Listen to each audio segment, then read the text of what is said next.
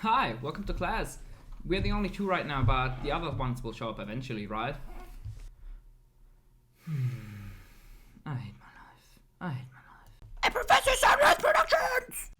Hello class, Professor Sunreis here. In today's class, like promised, we're gonna talk about how to beat Spright properly. We're gonna do that by going over the 2 to 3 common deck lists which are running around currently. We're gonna talk about how the engine actually functions. So how does this typical combo look? How does a typical end board look? And by doing this, you will have a way better and nicer understanding on how to properly hand trap them, how to navigate their end board, and most importantly, what are just some good tips and tricks, some cute little side deck text, stuff like that. So without further ado, don't forget to like and subscribe and leave some feedback down below. I'm definitely gonna make some video about beating tier elements, though that's a little more complicated because the deck is a little less streamlined than Spright and also Rika Sun Avalon once I got some proper testing against that. So let's get right into the video. So let's first go over a few deck lists so you can guys have a broad perception of what you will have to expect from a Spright list. We have the 3 most different, I'd say, topping lists from the recent European YCQ. First of all, we have the list of Joshua Schmidt, which is like basically called Spright Board Breakers. You have the basic Spright engine. A lot of people are on Pixies right now. Some people dislike it, some people like it. It just makes it so that one of the biggest weakness the deck has, the low attack points and it being run over by battle phase, gets a little less high just because you have the ability to use Pixies. How you use this is most of the time you will have a set starter, and then you will use the starter at the start of the battle phase, summon blue search Pixies, and now the opponent's ability to run over your Toad, your whatever you have there laying on, gets completely nullified just because of the Pixies. This is a pretty standard list, pretty standard Spright list. Some people do cut the Smashers, some people cut the Pixies, but other than that, you will have this pretty standard. Next to the normal summon, a lot of people are on either Diva or are on Nimble Beaver. The Diva list is only really run in a variant which has a lot of hand traps, so you could change all of these cards, maybe even these, for a whole lot of hand traps. And this is very unpopular right now just because hand traps don't do a lot in the mirror, they don't do a lot against the elements, they don't do a lot against Mathmech, so hand traps are just in a very weird scenario right now where you don't really want to have them. So Nimble Beaver is the next best thing just because it can infinitely recycle itself. Most importantly, this is a water, so it can be brought back by Toad. Then you have the Frog engine. Some people are on the Dupe Frog as well, depending on the variant. Dupe Frog has very niche applications, we'll get to that later on. But mostly people are opting not to run it just because of playing around super polymerization, which is super popular right now. This is pretty standard. These are starters. Ronin Totem is basically a brick. You don't really want to see it. Then you have the Trickstar engine, which is definitely something very interesting. So what this does is Trickstar Life Stage does add a Lilybell, which when added to the hand can just special summon itself. It can also attack directly. And if it does battle damage, it could add a Trickstar back. You're never going to use that add back effect at least. Most importantly, Light Stage though can just freeze one back row. You can target one set card in the opponent's spell trap zone. While this card field zone is on the field, the set card cannot be activated until the end phase, and your opponent must activate it in the end phase or else send it to the graveyard. So this is an amazing tool to out cards like Meta Noise, Smashes, stuff like that. And while even if it doesn't get like any force of back row, you can still just get a free level 2 body on board. It's a very strong card. Definitely really like this tech. This, by the way, is a Joshua Schmidt list. I don't know if I said that. And then you have 3 Prosperity. A lot of people are on that. Just makes sense. You have next to no downside apart from losing a bit of the grind game in the extra deck, but a lot of times you'll probably just go for 3 with that, and you should be fine. And then add to that a shit ton of board breakers. Talents is everywhere right now, so you definitely have to play around that. Dark Ruler is in almost every deck or side deck. Mystic Mine is everywhere as well. Enemy Controller, a very interesting tech. This is very strong against all of the targeting negates which are running around, like cards like Dracostapelia, Meta Noise, stuff like that. Just get rid of that, and plus, of the meantime, or at least go neutral and start to crack the board. Very good on the Nimble Beaver. You would always Dracostapelia the Nimble Beaver. Not only do you get rid of the extra level 2 body, the one level 2 body they have, you would turn it into a level 1, and making it so that they just wasted the normal summon basically because they cannot really use that Beaver for now. Just chaining enemy control on that, getting rid of 1 disruption the opponent has, and still getting 1 body is insane. Change of Heart, an insane board breaker. Terraforming, a good card with Light Stage and Mystic Mine, and 1 Caught by the Grave because it's so strong right now. To the extra deck, a lot of people are on 3 Spright Elves, so keep that in mind when the opponent is not used to Prosperity. You probably have to deal with 3 Elves. 2 Gigantic Spright is also pretty standard. The Toad in the extra deck, of course. A lot of people are on Djinn Buster. This is basically the end board, Elf plus these 2. A Soul Sweeper is a targeting banish until the end phase. This helps the opponent OTK quite easily. Sky Cavalry Centaur, so they can basically almost always do a Zeus, even if you have a big body in attack position, just because this cannot be destroyed. Downward Zeus package, so they can have a format Zeus, keep that in mind. And then for links, a lot of people are on the Charmers, so keep that in mind. If you can play around those, definitely do that. So you can steal opponents' Toads, you can steal opponents' Spright Blues, super handy in both the mirror and against the elements. And then lastly, you have like good utility links like Masquerena, Phoenix. Some people are on the Beat Cop, of course, to protect the Mystic Mine, but that's very niche, and a lot of people are probably not on that, just because the more popular Mystic Mine gets, the more back rate and outs they will play.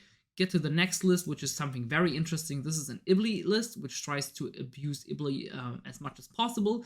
As you can see, the Spright engine is pretty standard. The pilot of the deck did say they would cut the Pixies, just because it's not really doing a lot. This package does play the Nimble Angler, giving you an insane extra starter with the Foolish Burial. More on that later on. I think there are lists which use this card way better, where you can almost play it like as a 2-of or a 3-of.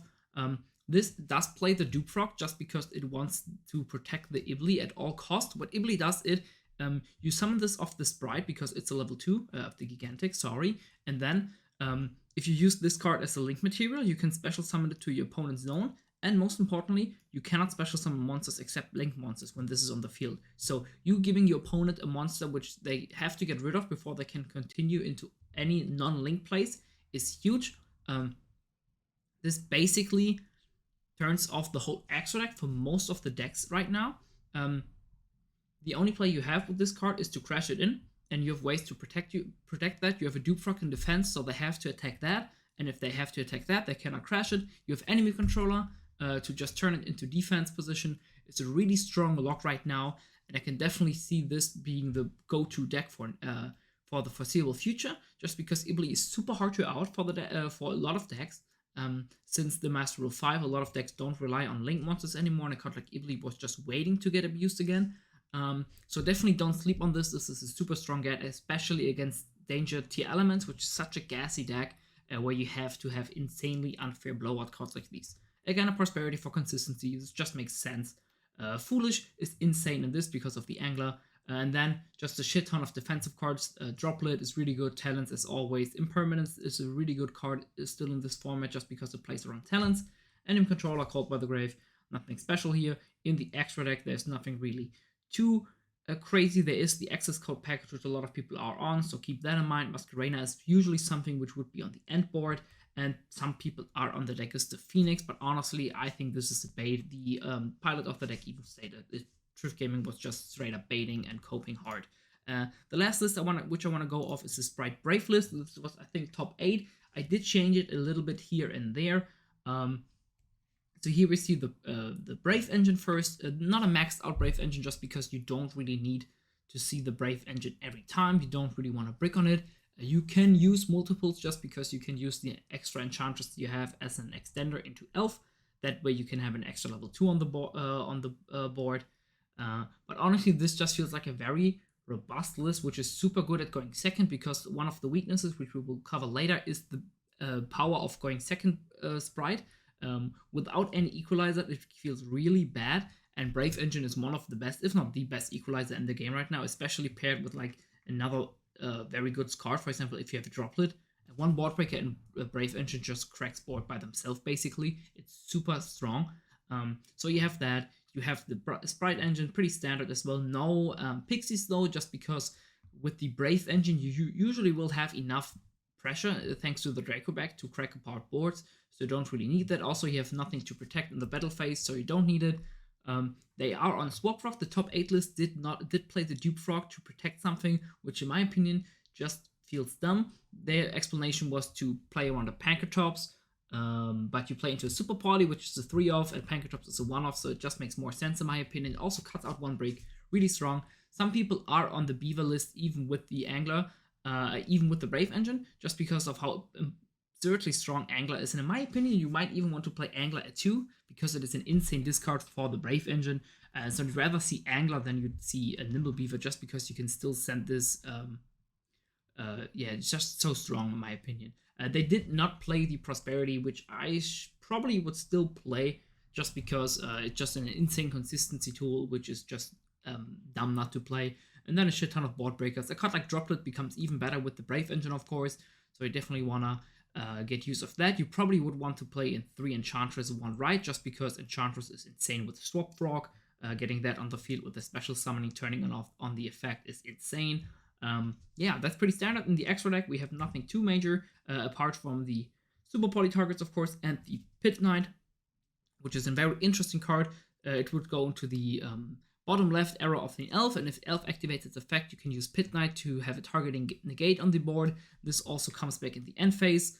If it was destroyed, it also puts the attack to 0, so it helps you get over big stuff, which can be targeted. So it's a very cool tech, of course. So with these 3 lists, let's take a look about how the Brave engine actually functions on like a play-to-play basis. So let's go over what a typical board would look like. You have a 1-card combo in Nimble Beaver, but a lot of times you of course will have a hard drawn blue Live Spright starter. Holy shit, that's a hard word. In either blue, jet, or starter itself. So you would start out with a normal summon of Beaver, effect Beaver, get a Beaver out of the deck. Then you would summon the blue. Blue search out jet. Jet search out starter.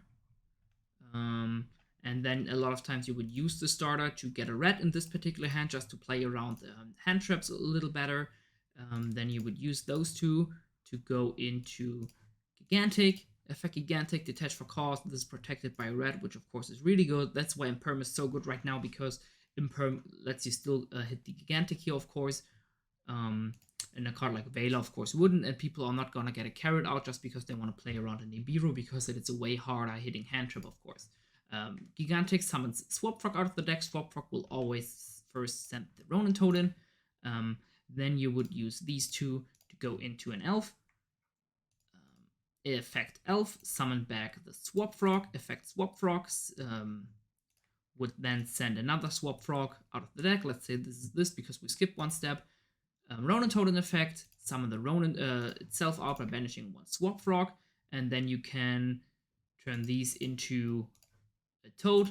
You would probably want, in this case, to put the Toad on this extra monster zone, because this list is playing the Pit Knight, and then you would summon the Pit Knight early into this zone. So you have just bare minimum with 1 card, you will have this disruption, and having that extra Spright engine, so you don't have to get the Spright engine out of the deck with Gigantic. You will have a Toad, which of course in turn can be revived with the Elf, which gives you follow-up. So with 2 cards, you get 3 disruptions and 1 form of follow-up, having 3 extra cards in hand, which is of course insane. And the goal of this deck is to just survive, and then in the opponent's turn just completely run over them with either the board breakers you still have in hand, or if you're playing a hand trap list, you will have this plus like 2 hand trap, which is basically unbeatable.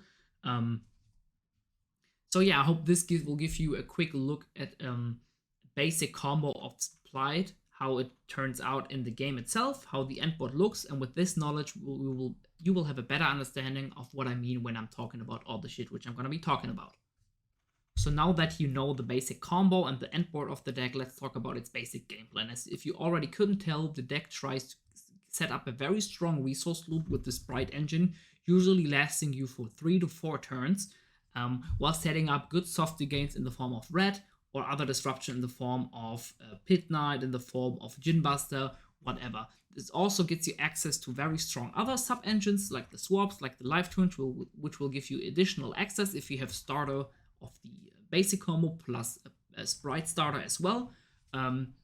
Doing so, the deck does play a very good grind game. While Gigantic is the biggest choke point, Spright Elf is where the whole power lies, and especially post turn 1, this card is completely insane because 2 bodies, one of which needs to be a level 2 monster, already turns on the whole Spright engine again, because if you link into a Spright Elf, even if you have a disruption for that, they can just chain the Spright Elf, get a blue, get a Toad, whatever they want to get out of the graveyard, and keep going. So after turn 1, any 2 bodies immediately need to be hit. On turn 1, of course, this is whole different, but we'll get to that later. Important to tell is that Spright Starter and Spright Gigantic lock you into level 2, rank 2, and link 2s, making it so that if the opponent starts with a Spright starter, they cannot go into the link boss monsters, which is probably only really important for having nip protection, but this is basically knowledge by now, and protecting you from a Zeus play. So going second, if they use the Spright starter, be aware that the opponent will not be able to Zeus you, which is insanely important just because the deck struggles to out big bodies and boards in general. Lastly, let's talk about the amount of pushes they have. There are usually 2 to 3 pushes depending on the deck list, of course. You have a Nimble Beaver / Diva normal summon, which will get you 2 bodies on the board. Putting a soft negate like a Veiler on that doesn't really do anything. Most importantly, it is to get rid of the bodies of the normal summon. So if you have a Crystal Wing type effect, a Gamma type effect, definitely use this on the Nimble Beaver. Not only does it get rid of 2 bodies, but it also turns off the opponent's ability to start a resource loop, which is very valuable because this is where the deck's biggest strength, of course, is. Other than that, you will have a Spright starter. This, of course, is a whole 1-card combo into the Spright engine, which, of course, you want to minimize the opponent having the access to. Next to that, they will have like supplementary engines like the emergency teleport or like a light stage, so they could still get a level 2 body on the field. Try to keep that in mind and try to play around that. Maybe let the opponent commit a little bit, get their resource loop going a little bit, because you will definitely be able to handle 1 Spright red in your turn to continue your own plays in OTK through the soft amount of cards they have still on board. It's way better to let them commit a little bit than to completely blow them out.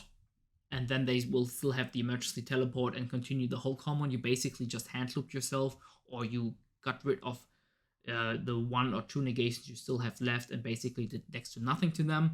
Add to that they have the ability, like I said, to play the Brave engine, which is usually very telegraphed because Brave engine will be minimum the first, lastly the second push, so will not use their Spright engine or like level 2 stuff first, and then lastly they will hit you with the Brave engine. It just doesn't make any sense. The Brave engine is just supplementary. They want to use the Brave engine to get their stuff through. So they have a normal summon, they have a Spright starter, and then they have something extra in the form of emergency teleport or a Brave engine. So these are the 2 to 3 pushes you will have to always have in mind when playing against Spright at all the time. So let's talk about how to hand trap them effectively.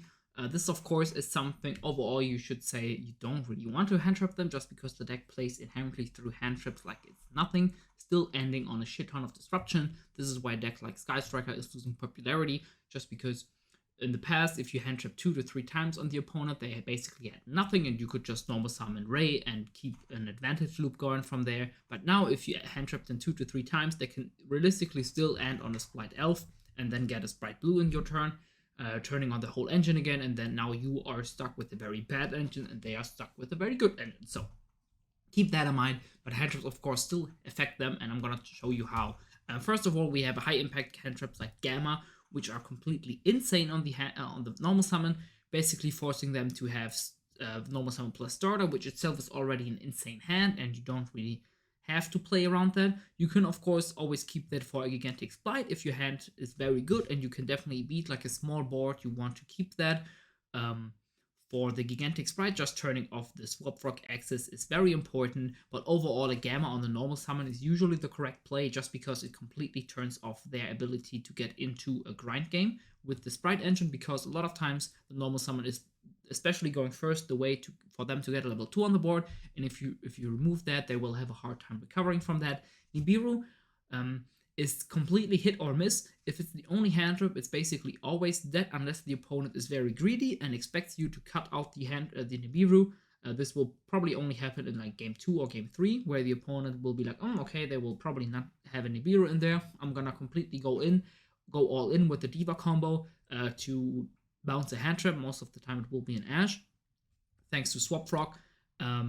Nibiru will be very good, but other than that, Nibiru is only really good with another hand trap, for example, like a Veiler and Ash, whatever. So you have the good old golden 2 hand trap combo, 1 low impact hand trap to get the Nibiru forced out, and then 1 Nibiru to completely crush them.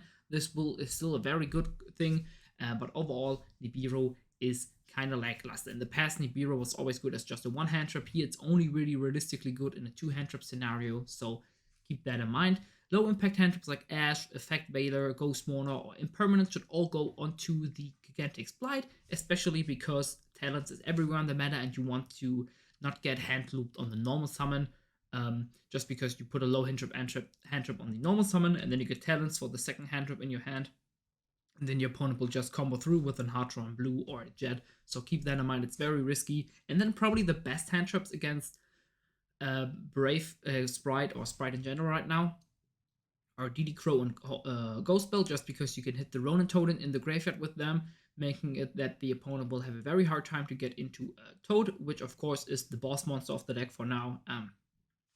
Greatly turning off the ability to have a very threatening first turn board, of course.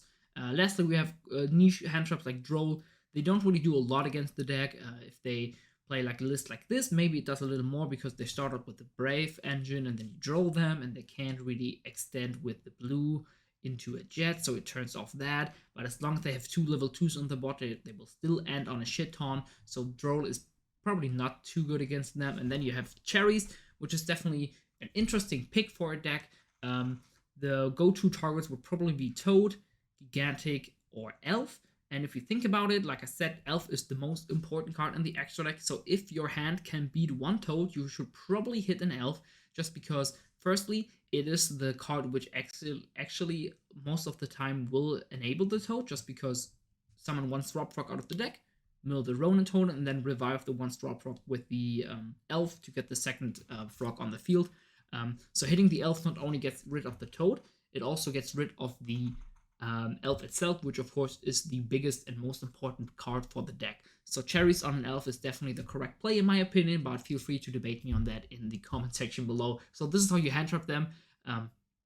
Like I said, especially because Talents is so popular in the meta right now, you should not really play a deck which relies on hand trap too much. Of course, there's still the hand trap versions of Spright, which might pick up some popularity now that people will have more main deck Mystic Mind deck outs, but overall, I think you should probably play a list which plays very well with all of the board breakers. I'm a really big fan of the Brave list right now, which I'm testing myself because I'm getting a little bit flustered by the amount of times Spright players just completely sack me with a shit ton of board breakers / hand traps, and then they just normal summon and have Spright starter hard drawn. Feels bad to play virtual, guys. Feels bad, even though we still have decent matchups. The power level is just so much higher that they have, so it feels really bad. So I'm tinkering with the deck like this. I will keep you updated on it, of course. So lastly, let's talk about how you want to navigate the end board. For that, let's go into the solo testing, and so you can see the actual end board. So like I said, this is the most basic end board the opponent will a lot of times be on. It will be an Elf, a Toad, then a Red, plus another form of disruption, either be it a Pit Knight, be it a Djinn Buster, be it a Masquerena. The Red could also be a Carrot, of course, depending on the hand, depending on the matchup. And then the opponent will have either one starter, one smashes, depending on the hand, of course, and the way they started. For example, if they start out with a Jet as their Spright starter, they won't have any of those, so keep that in mind. And then they will have 3 cards in hand, which either be hand traps, making the cracking of the board way harder, or board breakers, making it so that you have to layer your following disruption for the opponent's turn very effectively, so that you can play around the board breakers the most optimal way, of course. So let's talk about how to navigate this. First of all, Elf does have targeting protection for things it's targeted. So cards which target are way less valuable against Spright, but don't be scared. Still having one targeting effect is super fine, as Elf itself is a form of disruption. If the opponent will, if you do have a monster on board, the Elf will be able to revive the Toad, which is of course the most important part about playing around the end board of Spright. If you have a way to out the Toad without getting a monster on the field, and then have a way to force the Elf, you will have a so much easier time to break the board, just because Elf reviving Toad is completely, basically an FTK, just giving them 2 Omni Negates plus like 2 Monster Negates. That's 4 disruption, another one in the back row plus 3 hand traps. That's impossible to break. So you basically are forced to play around that interaction of Elf only being able to revive a rank 2 or link 2 while you itself will have a monster on board. So you have to play around the Elf in the form of targeting protection, in the form that it can only revive the Toad if you have a monster on field. This is the most important aspect to keep in mind while breaking the board. Next to that, it's very important to read the hand if the opponent will have a starter or a smasher set. So how you do that? Well, there are a few tricks, of course. You see first of all what they add. If they add a starter to their hand, or if they add a smashers. If they have a smashers, of course, you know they have a smashers, and you can play around that accordingly. If they added the starters, you have to kind of figure out, okay, what do you know in the hand? How many cards do they set? If they only set one card, of course, there won't be a smashers because it's the starters which they set. If they have a good form of follow-up, did you get a glimpse at how they played out their hand? Stuff like that is very important to see if the opponent will have a smashers or a starter set. Most of the time, the opponent will get a starter to the hand, especially in game 1 when you don't know the matchup, just because getting your own engine loop going is way more important than having the most optimal setup against the opponent, just because the deck is so good in a grind game, plays within a live graveyard like it's crazy. It has so many resources on the board which are super hard to out, of course. So this is the most important aspect. So how do you do that? What side deck cards are there to crack this board? First of all, there's of course Dark Ruler. You can Dark Ruler the opponent's board. It gets rid of all of the disruption. That's basically a 4-for-1 trade. Then you have to play around maybe 1 negate and maybe the hand traps. But keep in mind, it's either going to be hand traps or board breakers in the hand for the opponent. So you'll either have to OTK the opponent, which you cannot go through with the Dark Ruler, or you will have to put a shit ton of good disruption on the opponent's turn. You will have to need 2 pushes against the opponent's 2 pushes. So, for example, in Virtual World, how I do it, I will always have a Choo-Choo plus a Snow alive. Which of course, most of the opponent's board breakers will be dead against that. The only thing which they can do is maybe a Caught by the Grave. So having the ability to do this is very important with the Dark Ruler. Then you have cards like Alpha or Pankratops, which can just run over the Toad and then get rid of the Elf other ways. Well, Alpha is not really that good, just because the opponent will be able to revive the Toad with it. Pankratops is a very strong card right now, hitting the totally awesome in the battle phase, running over it, and then in battle phase use the effect to kill the elf. Elf cannot revive, and it's basically forced to at the start of battle phase to use its effect to get resources out of the grave again. Most of the time a blue or a jet, revive it, use the effect, get resources going, which is very good because now you can still stay in main phase and maybe commit into the board a little more because you got the most important aspect out of the end board out. You got the elf revive toad effect out. They cannot use it anymore, so now you can use the Pankratops to maybe force the toad without the battle phase, so you can make a Zeus, stuff like that. These will help you greatly to get rid of the opponent's resources and most importantly the opponent's disruption, the tempo they have on you. Cards like Caught by the Grave are also really good. If they use the Toad effect, you can chain Caught by the Grave on the Toad and Graveyard effect. If you have no monster on the field, they of course cannot revive it with Elf. These are stuff which is very important. And as you can already see, most of the cards against Spright are one-offs, which are really good, or they have like a huge downside and make it so that the opponent will definitely have a turn to play, especially in a deck like Spright with such good follow-up and the ability to play so many non-engine cards. It feels kind of rough to play against them. The way I see it in my current Brave Virtual is I'm fine with the matchup just because I do Cyflock them or I just Snow plus Choo-Choo them on the following turn, so they cannot really play even with all the board breakers. And if they play a shit ton of hand traps plus they have the full board, I am basically at their mercy, so they may be bricked or maybe they don't have too many hand traps hard drawn. It is definitely something you have to keep in mind while playing your deck right now. Yu-Gi-Oh! Is probably at the point where it's the most rogue unfriendly it's been in a long time, just because of the sheer power level Spright and T elements have and the very few applications you have against them. There are no like true blowouts against them. Dark Ruler, while it's super strong, like I said, does give the Spright player a turn, and Spright probably being the most robust and strong engine in the game right now just doesn't feel good to play. So I hope you guys could take away some of those things for you guys so you can step up your gameplay against Spright. I hope you guys enjoyed the video. Like always, leave some feedback down in the comment section below. And if you want to see a specific episode for Brave Virtual World or Virtual World in general against Spright, definitely let me know in the comments. I already gone through over a few things here and there, especially in the replay analysis I had. I talked about Choo-Choo and Snow, how they interact very well with the Spright engine or against the Spright engine. So if you want to know more of that, definitely let me know. Hope you guys have a wonderful day. Class is dismissed. You guys are free to leave. Professor Sunreis out. Peace.